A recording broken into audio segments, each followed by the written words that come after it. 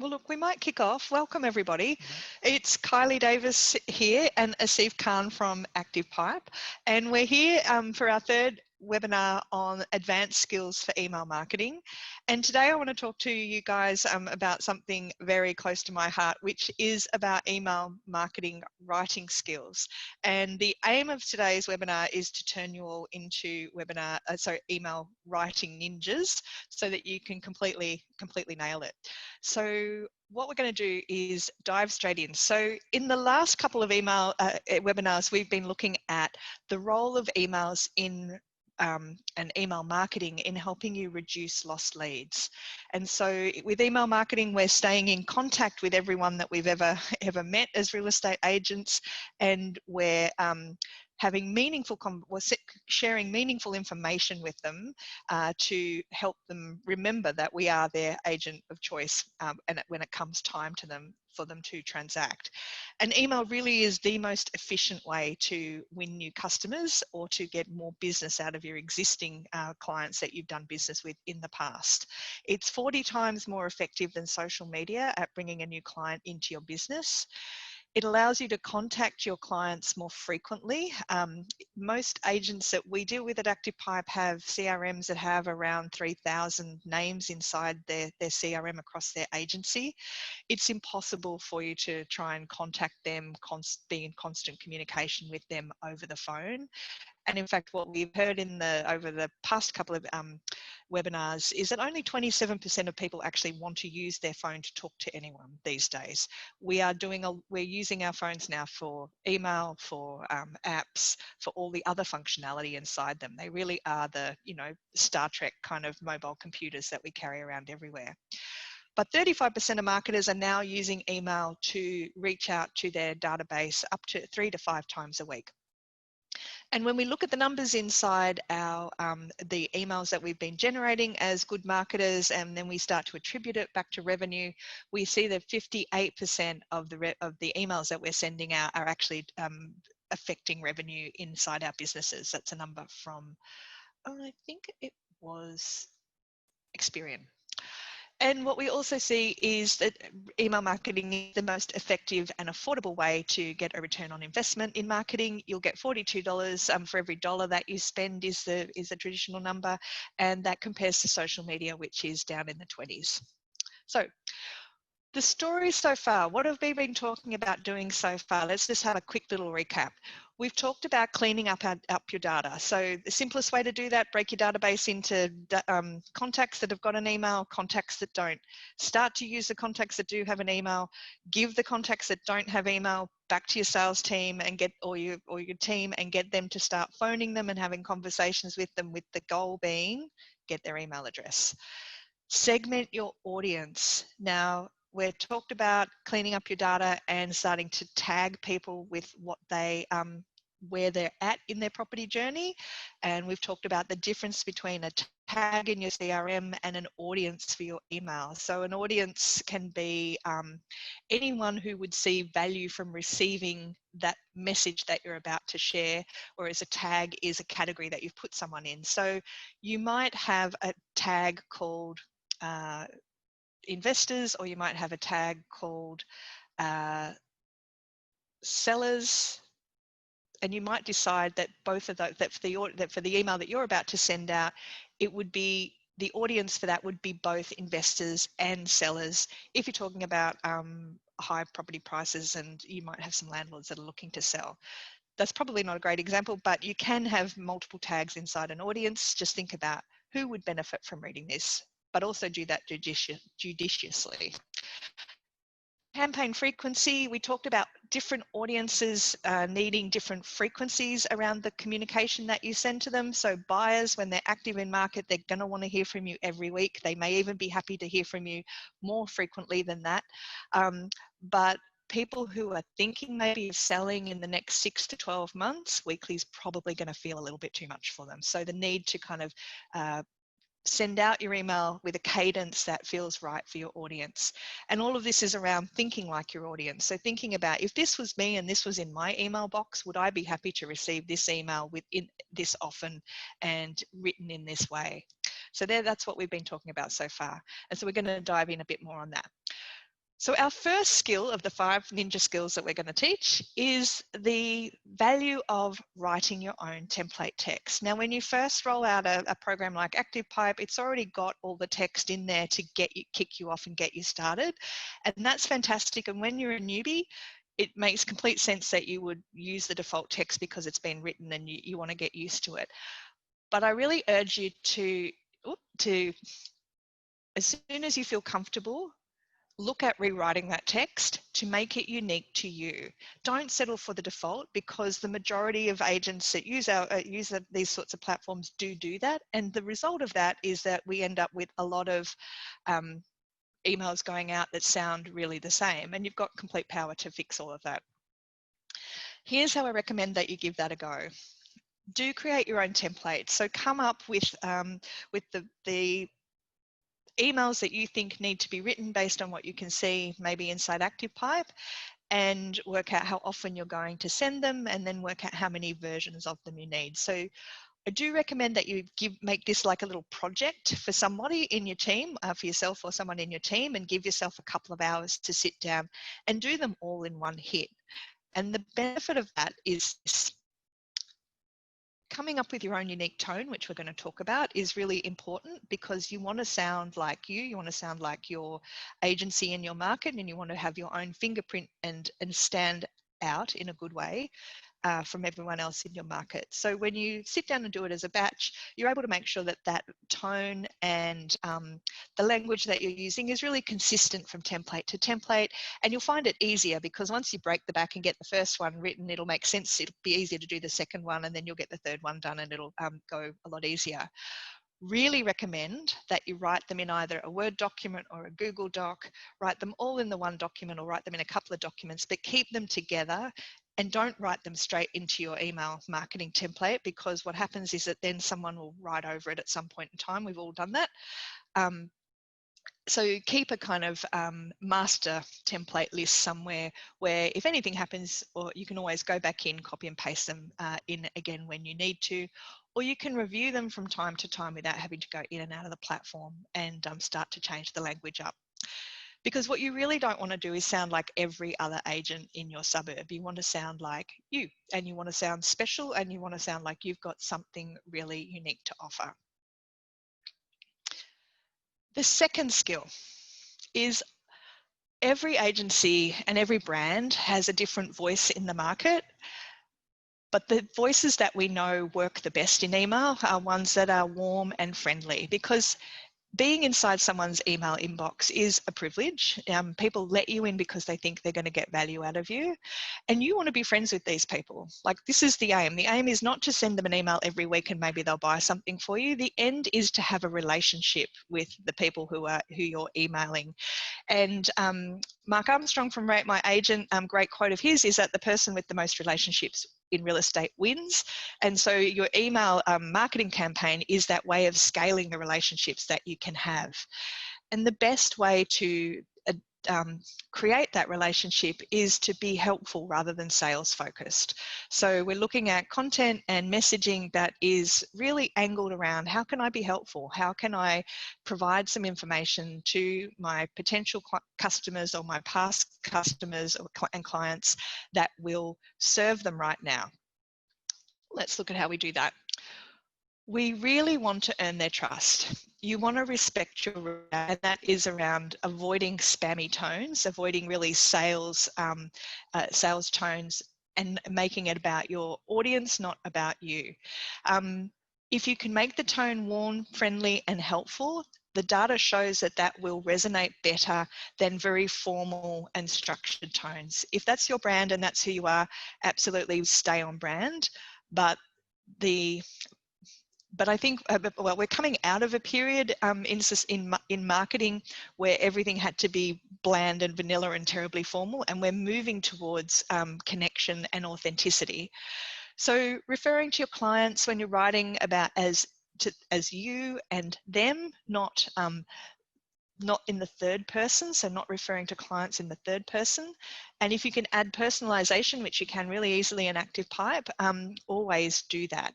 So, and you can also include it in your subject lines, which we know affects the open rate. And really avoid jargon and acronyms. And this is easy to say and hard to do. In the last email marketing webinar we did, I basically put into the title EDM, and Clark and I kind of just didn't even think about it because we work in marketing all the time, and afterwards they're like, oh no, we just did what we're not supposed to do. We basically put an acronym in. So sorry about that. So avoid acronyms, avoid jargon, avoid words that you know the meaning of, but most normal people would not really resonate. And one of the key things that we do in real estate that we do around that is vendors. Most people are selling their house. They don't think of themselves as a vendor. That's a language that we put onto clients. So following on from that, how do you actually sit down and write it? And this is always the hardest thing. There's always that writer's block. Now, I'm a journalist with 25 years in media, and there's a couple of ways that your brain works that I'll explain to you so that you find it easier.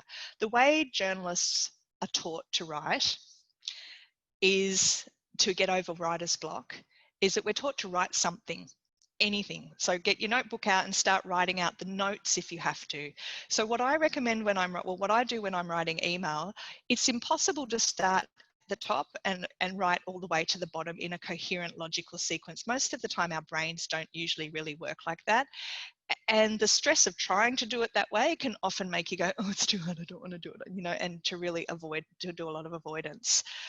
What I really recommend that you do is that you'll try and think creatively, have a little bit of a brainstorm about what's the one key thing that I really want to get out into this email, and start with that and get that sentence right, and then write the sentences around it that start to give it its flow. And if you think about the problems that your audience are facing rather than the email that you're trying to write, you'll find this a lot easier. So real estate agents have the answers to everything that any seller or buyer would want to know in the market. What we're not great at is just articulating them. So what we want to do, if you write down the problem and that you hear all the time that people are asking you, and then you start to get some sentences down around the answer, you can focus your emails around that kind of problem, answer, and that can really demonstrate the value of being connected with you. And it's showing your expertise without you ramming, saying, I'm the best, I'm the best agent for selling properties over 1.2 million, or whatever category it is. Instead of sort of bragging about yourself, you can show rather than tell through the problems that you're solving or the answers that you've been able to share with other people. I hope that makes sense. We're trying at all points here to avoid being unsubscribed. So if you name the issue that you feel that people are facing, so right now, what are the issues that people are facing? Is now a good time to sell? Is it safe to sell after COVID? Should I wait till springtime? All of these are the questions that people, is it safe to buy? Like, what happens if I buy and then the market, the bum falls out of the market? So these are all common questions that everyone has got. And you should see these problems as inspiration, because they're basically people saying, if you can tell me the answer to this, I'm going to be grateful to you. And I'm going to want to stay connected with you. So really put those problems at, try and sort of think of maybe one problem that you're trying to solve with each email that you're sending out, and share some information around that. And if it's targeted at the right audience, you'll get a higher click-through. So some content ideas. So to answer that question of, well, what's the market doing right now? Is it safe? How is the market performing? Local suburb market updates are really powerful.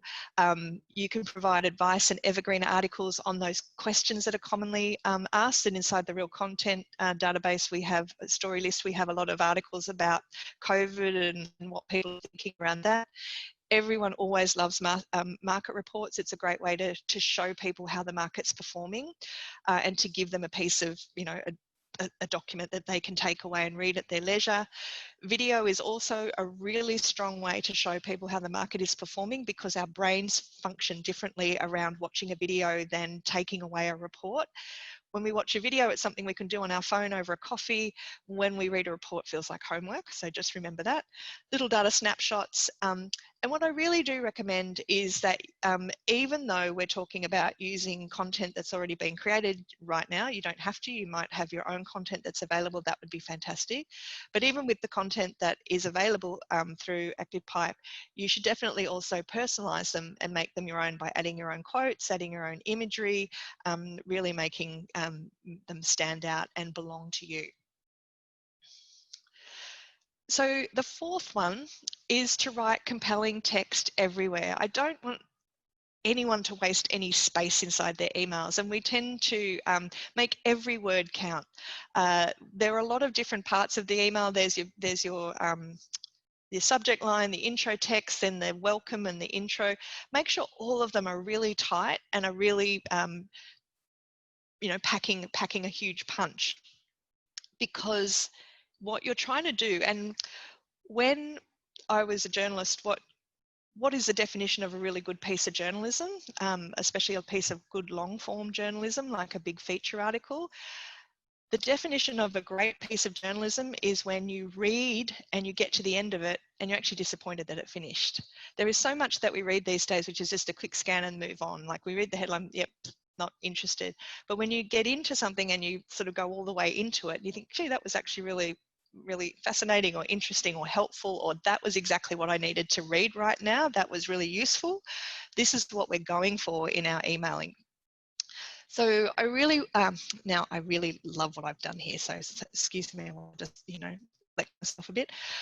Subject lines, intro text all need to do the heavy lifting to encourage opens. This is why it's so important that those things are absolutely tight. If they're slack, if they're a bit windy, if they don't have a real value behind why do I want to open this, then you'll find that your open rates fall down.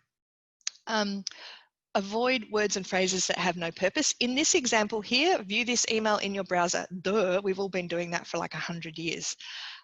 So I would be getting rid of that. Lure your reader deeper into your email. You want them to go all the way down. What you're trying to do, you want them to click on something in that email because it's clicks that count. And so compelling calls to action and buttons, not just generic labels that they're like near whatever. We really want to be active and engaging. So let me show you how I rewrote this intro. Now, if you had the option of getting a pop-up on your screen that said, now sorry to Ray White Narragain, because I think they're just being used as an example here, but view this email in your browser, dear. Now that's our fault, we haven't got a name in there, but please find below the latest property listings to have hit the market. For further details on any of these properties, simply click on the property image. The editor in me wants to like slash about 79 of those words, but anyway, this is what I would turn it into if I was working for the very groovy Newtown Realty. Be one of the first to check out the hottest new properties in the Newtown area that will be open for inspection this weekend. Which one would you click on? They both actually say exactly the same thing, but this is in a much more active voice. Be one of the first. Like, this is why you need to do it. We've sent it to you specially because you're a buyer looking in our market. It's making them feel special as a buyer, as opposed to someone who has just signed up to your newsletter to get the listings and to help you out by selling a property. And it's talking about your area, and it's telling them when things are going to be available. So it's a much more dynamic way. So think about dynamic ways that you can create, that you can use the language to get people to act. And skill number 5, and this is an absolute journalist's mantra: never send your work immediately. Never sort of go, oh, thank God I've written that email, bang, send it out to 3,000 people. Proof your work first, because it doesn't matter how many times you read it, you will miss mistakes, which you will not see until someone either points them out to you or you reread it having sent it and go, oh, Jesus, what have I just written? And there's actually a scientific reason for this, because our brains and our eyes are trained to fill up the gaps. So it's one of the reasons why our eyes get tired when we do a lot of computer work, because the flickering of the screen, our eyes are kind of constantly jumping to fill the gaps. And interesting piece of brain science. So you will overlook errors, and proofing on the screen is also a real no-no. Print everything out and then go through it with a red pen. That is the safest way to proof.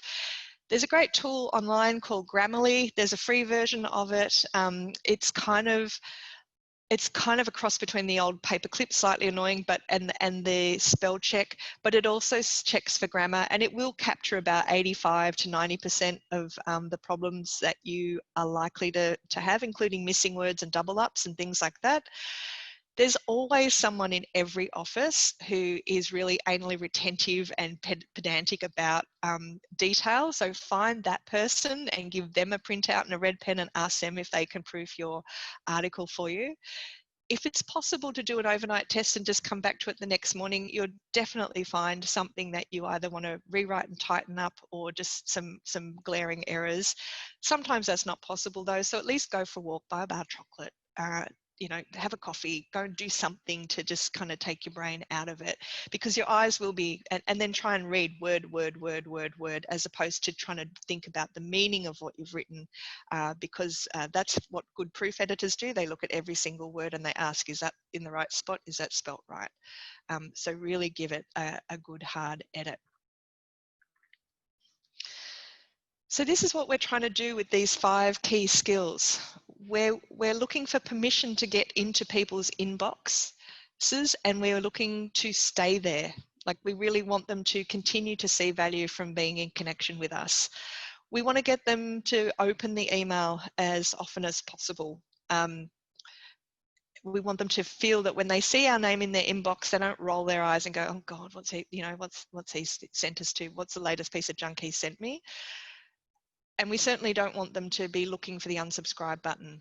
We want to get them to read the whole thing that we've sent them. We want them to see value in everything that we've sent them, at least in checking it out. And then we really want them to click on the relevant content, because that is going to give us indication as to what their intentions are, which will support the automations that are working in the background. So so Ninja status now achieved. If you're looking for help with the templates, it would probably help to approach a success manager to get them set up for you. Write them all out first, and then you'll be able to they'll be able to help you get them set up. Although Asif's about to show you how to do them quickly. Our support team is on call. We can do regular account reviews. That's a great thing to do at this time of the year for the new financial year. I've included a link to the content calendar, and I will put into the chat now a link to the free trial for the HomePresso and Real Content stuff. So Asif, over to you.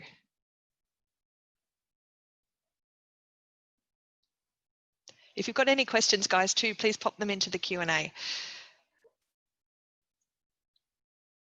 can't hear you, Asif.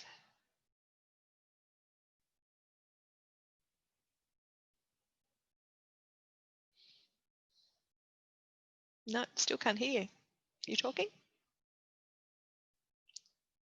Okay, 1 minute. Here we go. I'll pop the... So the link to the...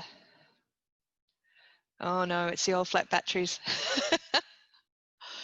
Does anyone have any questions?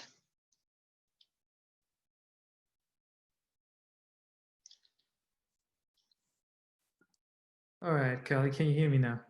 I can, yep. Excellent. Oh, it's almost sweating. Cool. Let me pull up my screen here now.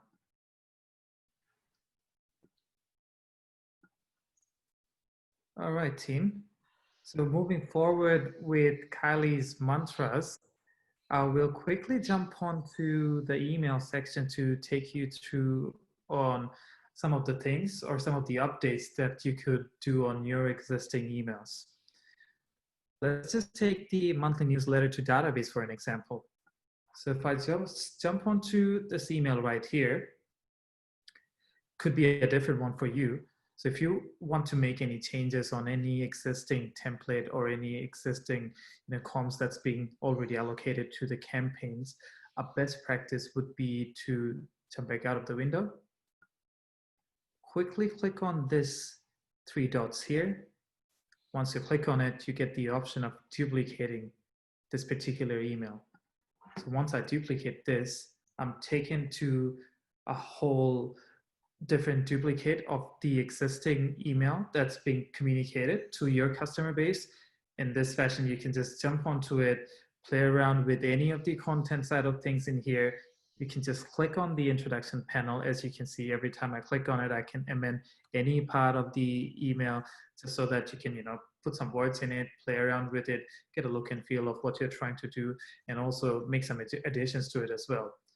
With this particular email, team, what I'll do is quickly make an addition of adding the contact's first name onto the subject line right away to draw some immediate engagement every time the email pops up on their smartphones as a notification. So if I put this tiny formula as contact, dot first name, and close the bracket, this would immediately pull through the contact's first name from your database. So that's all automated, an immediate form of engagement right away. Now with the introduction panel, Kylie has got some smart wordings with her, but I'm pretty sure you've got some tricks at your end as well. So I highly encourage to jump onto the introduction template, and just by clicking on it, you can do so much. You can add in hyperlinks by clicking on this little chain button over here. If you want to add in a button, you have got the box over here, which you can place in as well. And as well as if you want to add some placeholders, as you can see, that's already added at this part over here, the highlighted part. So what this part is doing is it's straight connected to this placeholder button right here, which is automatically pulling in the contact's first name from the database. A similar trick that's being played here down below with the signature part here too, is we have already assigned the placeholders of the agent's first names here, the user's first name and the contact addresses down below. Steve, now, can I just mention something there too? Could I just mention something there too? So when we were talking about solving the problem, in that second paragraph where we've got so much is constantly happening in property market, it's sometimes hard to keep up, I would be looking in that at making that about question and answer. I'm often asked about, as a local agent, I often get asked about insert problem here. And so this week I'm going to look at, or this month I'm going to look at ways you can solve that problem. And that would be a great way to keep the content really fresh, but also, make it really personal and problem focused or solution focused. Sorry to interrupt. That's good. Thanks for the addition, Kylie. And of course, adding to Kylie's content side of things, we would of course want to close up each of the panels with a call to action button to encourage your audience to engage with the comms even more. So for this panel, what we can do is quickly add a call to action button down below, and maybe take them to your website if they want to learn more, apart from your contact detail, or they want to look at more properties or know the team even better. Now we have got the content side of things already allocated. In case you don't know, you can just click on this little orange tile over here that takes you straight to the content library, where you can update any of the contents from the already provided library feeds of contents into your account. And even if you come across some interesting read, you can of course copy the URL. If the website is RSS enabled, you can just paste the link here and the content would be appearing on your screen right away. Moving from the content side of things, the video is there for your audience to engage with. For sale, if you want to direct any of the inquiries to any particular team member, what we can do is drag and drop this button over here. Just by clicking on this wheel icon, I can go to button details, and using this formula here, mail to, typing in the email address. In this case, it would be me. I can direct any of the inquiries to the right individuals assigned to tackle all these inquiries in the team. So I'll just do to, say for instance, easy as that. For rent, we can do the same thing as well. Now, if you want to encourage your audiences or customer base to update their profile so that you get to know more about that, we can of course put in any of the ActivePipe landing pages into any of the buttons over here that we saw and that would lead them to draw and land on the ActivePipe landing pages. They get to update their preferences, and you get all those updates in the form of profile updates on the dashboard, and you can reach out to your audiences and have that very warm conversation. Now, just before I finish, Kylie touched on it as well. Before sending this email through, setting the campaign live, I do have the option of previewing this email. I can preview it in the desktop format or in the mobile format just to get a look and feel of it, change the users around if I want to. And also at the end, just to get a better understanding and look and feel of it, Kylie mentioned about the pen and paper approach. That would be very handy if I just quickly click on this send preview button and send it to myself. And I can have it handy, print it out, look at it a couple of times just to verify it before setting it live. Hopefully that helps. Now, if I save this email right here, now as I have logged in through the agent account, this would be saved into my account. But if you want to share it across the entire office of whatever update you have made to any existing email, I can share it across to the agent, to the admin account, or even, ask the admin to tag along with you to create a different email. So that's quick and easy, just to duplicate an email and put yourself to work and update any of the contents around there. Also, conscious of time, I will leave the floor open. And Kylie, over to you. Thanks so much, Asif. So we're getting a couple of questions in. Can I just ask, so I just wanted to clarify, so the best people to change templates are actually admin users, is that correct? Well, Kylie, that's a very good question. I mean, if any of the comms are to be updated at the office level, the best person, of course, would be the admins to reach out to, because they would have the admin access. They can just update one email from their end and it would be updated and would be shared across to all of the user accounts, if that gives you the answer. Okay, so now do you know the answer to this one? Do we have a template for market reports sold in our area? Yes, we do have an already created template set it up for the market reports. If that campaign is already not set it up, I'm pretty sure we should be able to help and share that template across. If you just send across an email to Success or even reach out to our lab support channel, I'm pretty sure we should be able to fix that for you very quick. Do you have one that we can share quickly, Asif, on your, we've just had a question about that. Well, not really? Let's see if I'm lucky or not. Otherwise, what we'll do, Nick, is we will put one into the notes that we send around with everyone after a post address. This is a demo account. We might not have one email or template set up in here, but definitely we could share it across to an email. We'll share one across. And we've got another question. So we talked about before, how do you share an email from an agent account to an office-wide account and vice versa? That's through your admin. Well, once any of the campaigns had been set it up live in the admin account, that email that's been created in the admin account would be shared across automatically to each of the users in the office.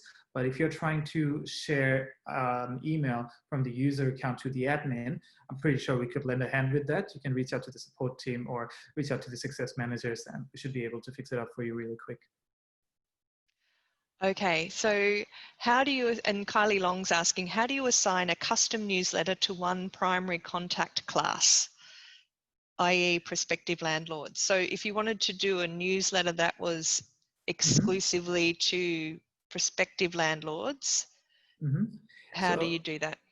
In order to target, hopefully I believe so as well. So if I'm trying to target any specific category or tag named as prospective landlords in the database, we should be able to identify that tag jumping onto the campaign builder.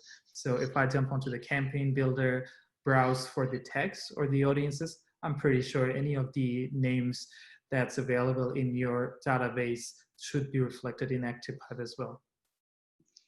Very cool. Okay. So look, I'm conscious of the time because we've gone over our allotted half hour. Some of these questions, I think, guys, you're probably best if you want to email directly to success@activepipe.com, and your account guys will help you out directly with exactly what you're trying to do and step you through it. So rather than just a general answer here.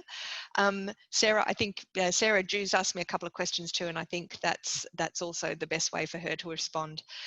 Thank you everybody so much for all your time again today. Thank you for everyone who's joined us the whole way through. Next week, we are looking at the 5 most common mistakes that we make in email marketing and how to avoid them. So it won't be negative, it'll be actually how to really flip that on its head and take our skills to a whole new level again. So thank you everyone so much for your time again. From Kylie and Asif at ActivePipe signing off. Have a great rest of the week. Thank you. Thanks. See you guys. See ya.